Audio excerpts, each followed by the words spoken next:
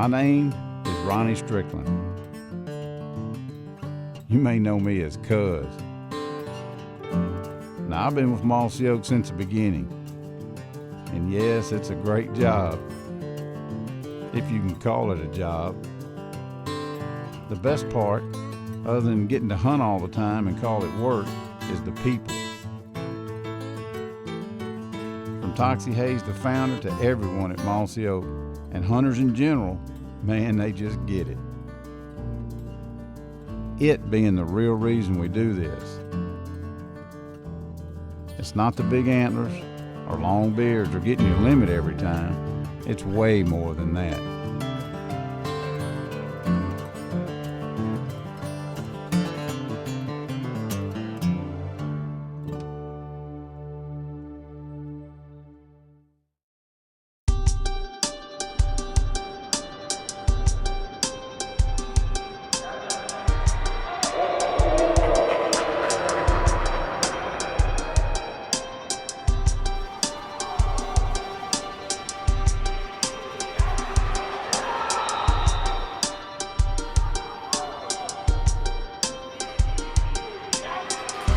Always was involved in athletics. I was always involved in athletics. Started off playing baseball at 5 years old. That's the only sport my mom would let me play, was baseball, because I guess she thought it was the safest. No, I did not want Robert to play football, because I feel football is a dangerous sport. Started off in the band in the 4th grade playing trumpet. Played in a band from 4th grade all the way to my sophomore year in high school. When Robert was a sophomore at Eleanor Memorial High School, I took him there for band camp.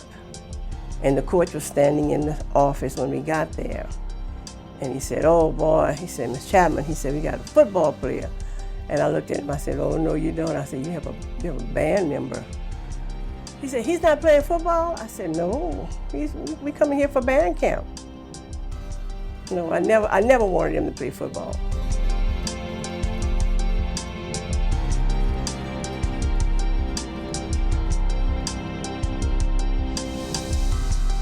I was at a football game in high school, in the band, in the stands, and it was a guy on the field that I was watching. I knew him personally.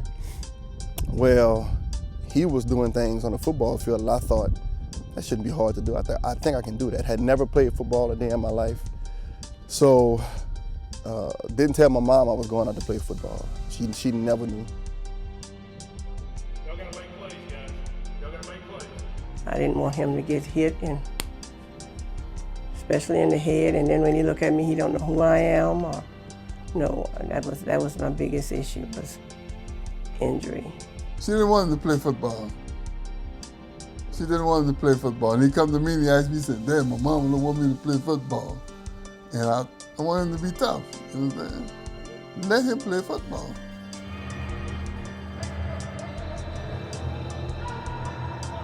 The spring of my junior year, I went out for the football team. The head coach knew my mom personally. When I walked out, he asked me, did I tell my mom I was playing football? And I told him, no, she doesn't know. He said, okay, well, we can keep it like that. At the beginning of my senior year, I received my first recruitment letter from Oklahoma State University. And that's when I realized, you know what, I may be pretty good at this. Then my mom sat me down. Now she knows I'm playing by now. And, you know, she asked me what did I want to do in the future. And I said, well, you know, I want to go to college. She said, well, you may be able to get a football scholarship. And that's when I really started realizing, you know what, I'm pretty good at this. Well, did you get gar holes? No, but I saw some deer. Did you? Man, we had to see a total of 15 deer.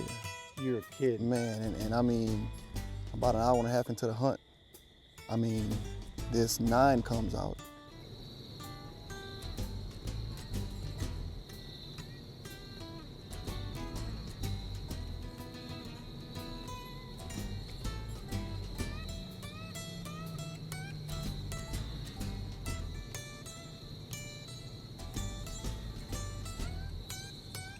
Once the 9 came out, I said, well, you know, he's nice high rack. Then 15 minutes later, Rusty told me 10 in the woods, and I'm thinking to myself, it's a 9. And he says 10 in the woods. You thought he was looking at the one I you'd thought already he was looking at the seen. one I saw. Yeah. Well, I looked up, and here comes that 10. Deer to the left. Doe. 3 does coming up. To the left.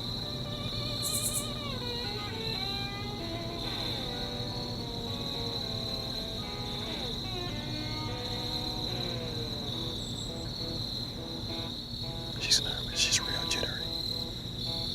I'm not gonna take her. Still kind of early. I think I'm gonna wait. She's real jittery. Big buck. Big buck coming through the woods. Big buck.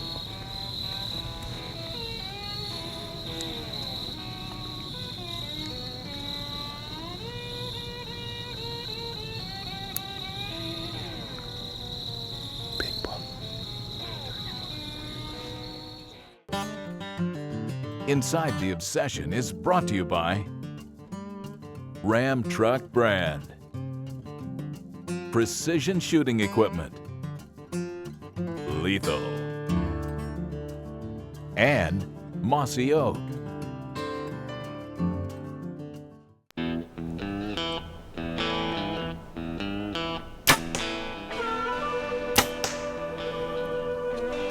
Looking good. I've actually been hunting since I was 2, 3 years old. My dad was a big rabbit hunter down in South Louisiana. That's who started me actually hunting. Didn't start deer hunting until I was 14. Started off deer hunting, bow hunting. A lot of people don't start off bow hunting, but that's what I did. Actually taught myself how to bow hunt. No one in my family deer hunted, let alone bow hunted. So that's where it all began. A friend of mine's dad had an old Kodiak bow, and I expressed interest in deer hunting to him. So he said, I have an old bow that you can have. I said, okay. So he gave me that bow with 5 arrows. Took the bow to a field near my house. Had never seen anybody shot a bow, had never shot a bow. So I just put the arrow on the string at the time, that's all I knew it was a string, and shot into a tree and said, well, hey, that's pretty cool. After that, I began to just read books, watch other guys shoot on television, and I taught myself from ground zero, the proper mechanics, proper technique, bow hunting. Rusty told me 10 in the woods, and I'm thinking to myself, that's a 9. And he says 10 in the woods. You thought he was looking at the one you'd I thought already he was looking at the seen. one I saw. Yeah. Well, I looked up, and here comes that 10.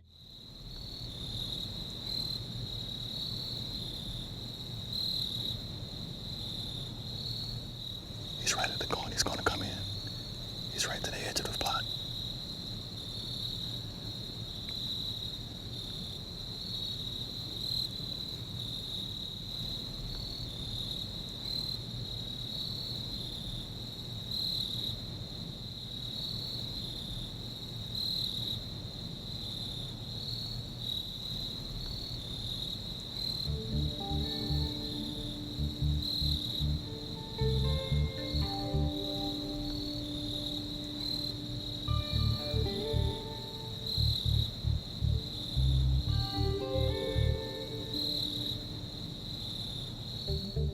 All of a sudden, I catch a glimpse of something else coming from where that first 10 came from, and all I saw was rack. Oh. But when I saw him, Rusty told me, hey, don't move. That doe's looking right at us. And I mean, I can feel her looking at me, but I couldn't move. And I want to look at him so bad. Oh man, I want to look at him. And that went on for about 10, 15 minutes. Then all of a sudden that doe just got out of there. And that's when everything else just got spooky. That's how them dudes get. Yeah. Hey, that ain't bad for the first afternoon. No, it's not. Up here It's in not. Clay County It's on not. October afternoon. Yeah. You know, it's interesting how people enter your life. Sometimes it's through marriage or maybe it's work. If you're lucky, some of those people that you encounter will impact you in a very positive way. To say that Robert Chapman is impactful would be a serious understatement. I met Robert at a Cabela store in Gonzales, Louisiana a few years ago. He was in the archery department, as was I, and walked up and introduced himself. Now, from his physical build, I pegged him as some type of pro athlete, but later learned from one of his buddies he was an attorney. Not your average looking lawyer at all. The fact that Robert was an attorney wasn't all that big of a deal, but the road he took to get there was fascinating. I played actually just preseason with Detroit. Got contract with the Edmonton Eskimos in Canada. Went to Canada. After the season, my agent called me and said, "How do you feel about playing for Oakland?" I said, in my mind, I was ready to go home. I did not want to go to Oakland, California. I said, well, hey. I said, okay. He said, well, you're now Oakland Raider. Spent a year and a half in California. Then they decided they wanted to send me to NFL Europe for more development. Got to NFL Europe, did well in NFL Europe. Actually went to the World Bowl with the Frankfurt Galaxy. Tore my rotator cuff overseas. Came back home, and Oakland put me on injured reserve. Once that happened, my NFL career was pretty much shot. But I had accomplished what I set out to achieve. I made enough money to put myself through law school. When Cuz first told me about Robert, he mentioned a little bit about his story. But when I got to meet Robert, the first couple hunts, I was filming him. And of course, you know, when you first get in the stand and a lot of downtime, deer aren't moving yet, and you carry on conversation, you know. And it didn't take long, you know, I got to picking Robert's brain and figured out his whole story. He told me everything from beginning to end. And his story with the game of football is pretty neat. Rusty and I went to this almost like a transitional area, head leading from the hardwoods to the bedding area. Rusty had me 40 foot in the tree. You know, it had never been that high before in my life, but got in that tree. We sat 15 minutes, had a doe come through. Had a couple deers come through, but then all of a sudden, a nice 8-point walks in, about 80 yards. He wasn't running, but he had a nice little trot going.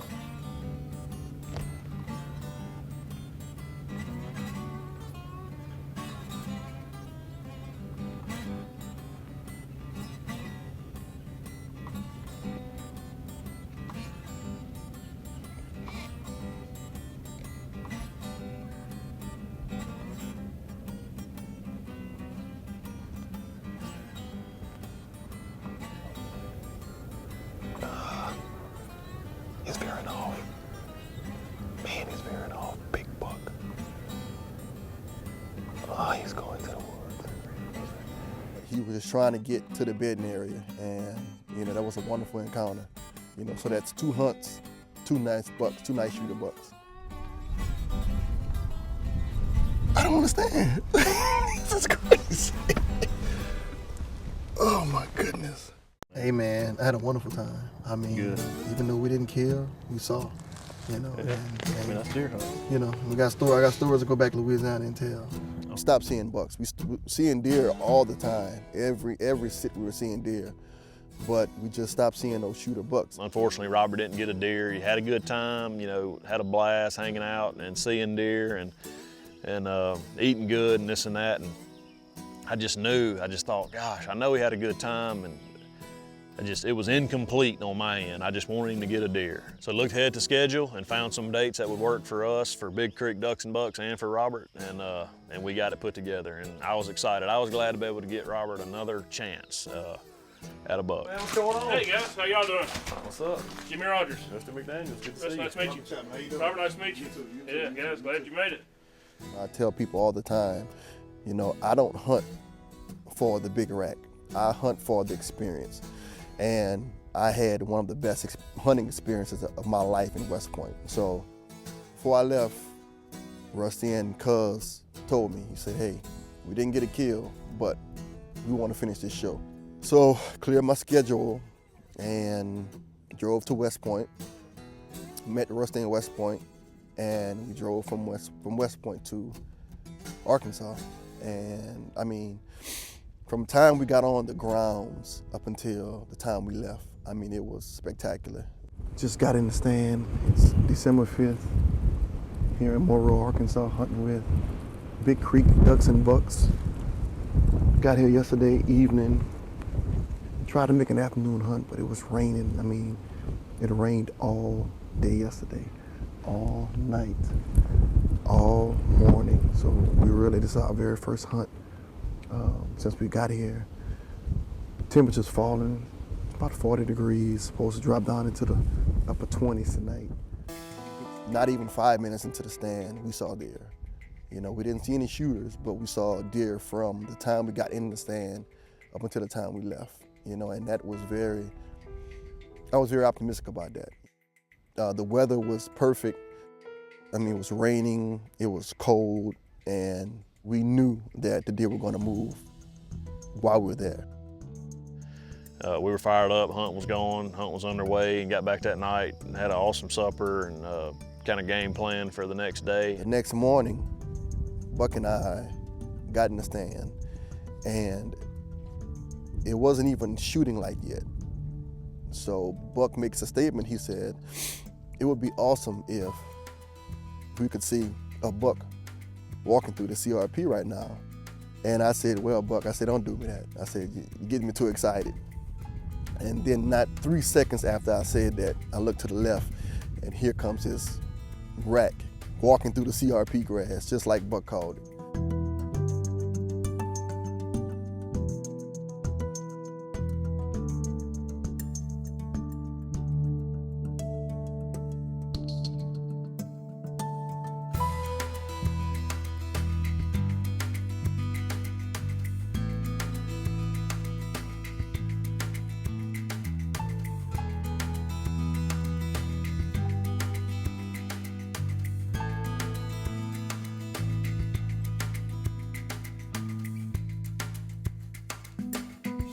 He gets to the middle of the CRP field, and I know I'm going to take him at this point. I mean, he from the stand, he seems like a nice 6, you know, big body. And I said, let me go ahead and take him.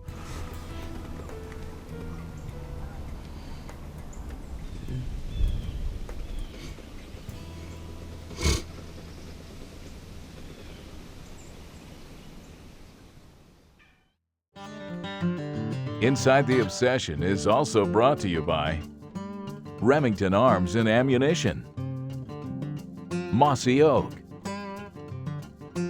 Scott Archery, Schwacker Broadheads, and come here, dear. Wait till he stops to get a good broadside shot. All right. There he is. I'm about to take him.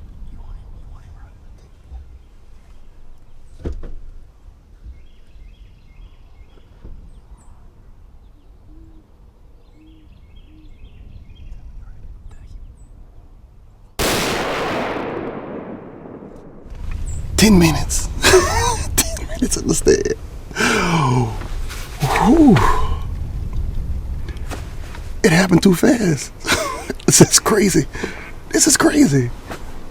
We were sitting here. What? Boom! Man! When I saw him drop, I just couldn't believe he didn't take another step. I mean, when I pulled the trigger and looked, he was down. And I remember thinking, well, I've killed my first Arkansas buck, and he's a dandy. Let's go see what he looks like. I couldn't really get a good look at him laying on the ground, but I just couldn't wait to get out of the stand and go out and see him.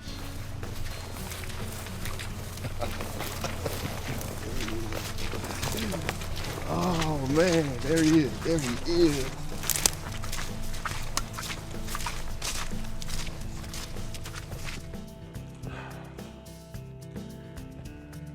This is a pretty animal.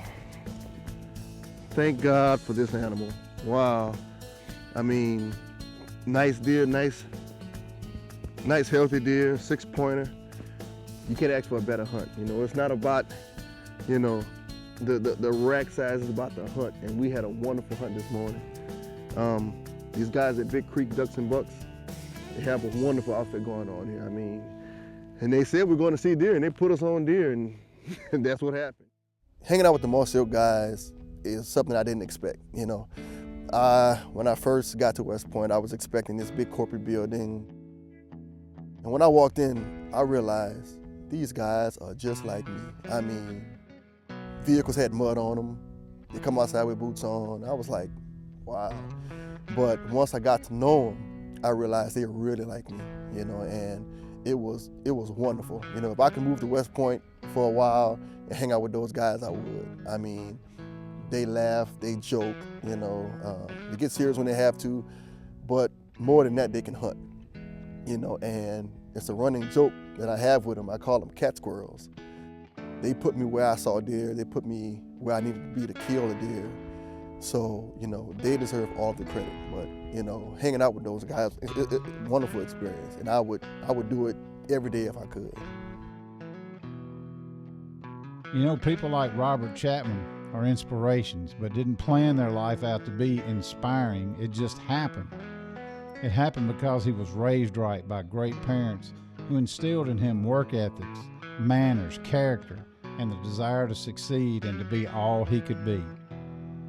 Not only in his vocation, but in all aspects of life, including and especially the outdoors. It's no wonder that Robert Chapman loves hunting and fishing and wants to share that passion with others, especially others who may not have had the chance to experience God's great outdoors. Doing the right thing? Well, it's just in his DNA, and we're glad that Robert is part of the Mossy Oak family.